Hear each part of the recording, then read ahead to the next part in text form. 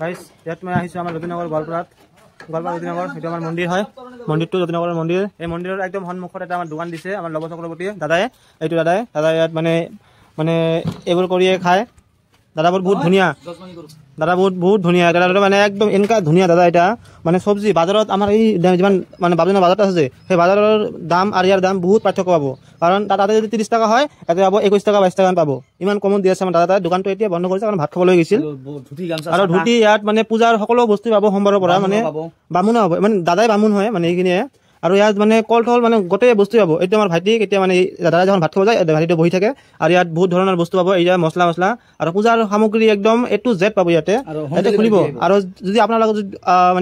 মানে ঘৰত দি আহিব লাগে ঘৰত দি আহিব একদম যদি আপোনালোকে আহিব নোৱাৰে এটা জাষ্ট ফোন কৰি দিব নাম্বাৰটো আমি ইয়াত দি দিম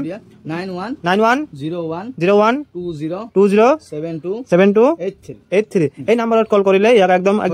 ঘৰত যায় একদম চব্জি দি আহিব আমাৰ লাইভ লোকেশ্যনটো হ'ল আমাৰ এই যে জ্যোতিনগৰ মন্দিৰ এইটো স্কুলটো লেখা আছে স্কুলৰ নাম হ'ল জ্যোতিনগৰ প্ৰাথমিক বিদ্যালয় একদম বিদ্যালয়ৰ একদম সন্মুখতে আমাৰ দাদাৰ দোকানটো আছে এইটো দোকান ইয়াত বিভিন্ন ধৰণৰ শাক পাচলি পাব শাক পাচলি অহা নাই মানে ফল মূল নহয় সৰি ফল মূল থাকিব মানে পূজাৰ কাৰণে থাকিব সোমবাৰৰ পৰা থাকিব এই দেখা পাইছে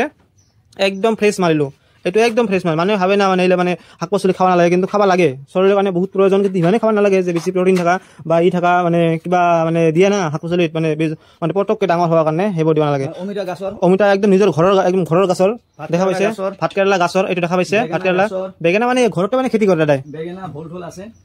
মানে ৰচুনটো মানে কিনি আনিছে মছলাবোৰ কিনি আনিছে ইয়াত ছাতি যাব বৰষুণটো দি আহি আছে আগষ্ট মাহৰ বৰষুণ পৰি এই বৰষুণত লাগে ইমান ৰ'দ দিছে চাওক না গাইছ কিমান ৰ'দ দিছে এই গৰমত আমি বামুণ আছে একদম লয়েষ্ট কমত মানে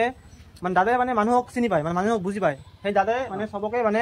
কমতে কৰাই দিয়ে কিছুমান বামুণ আছে মানে মানুহক মানে দুখীয়া মানুহকো একদম লুটি মুটি খায় সেনেকা নহয় মোৰ দাদা যদি মানুহ হিচাপত পইচা লয় যদি ইয়াৰ ঘৰত যদি 5 টকা দিয়াৰ অকাত আছে 2 টকা ল'ব কাৰণ মানুহটো জীয়াই থাকিব লাগিব না ইয়াৰ কাৰণে দাদাই বহুত সহায় কৰে সকলো মানুহক সহায় কৰে আৰু ইয়াতে যিমান মানুহ আহে কিবা খাব গৈ মানে বন্ধু বান্ধৱক গোটেই ইয়াত চেয়াৰ দি দিছে চেয়াৰত বহাই কিবা খাই যদি সেই দোকানত বাকি কৰি আনে হাঁড়িটো এটা আছে হাঁড়িটো খাইয়ে থাকে এনি টাইম খাইয়ে থাকে ইয়াত ভাইটি তাৰ পেট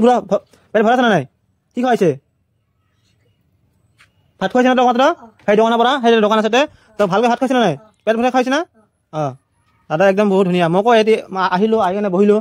কল এখন খাব দিল ভাল লাগিল তো থেংক ইউ গাইজ নেক্সট যেতিয়া মানে দোকানখন আপডেট কৰিব তেতিয়া আপোনালোকক দেখাই আছোঁ ধন্যবাদ।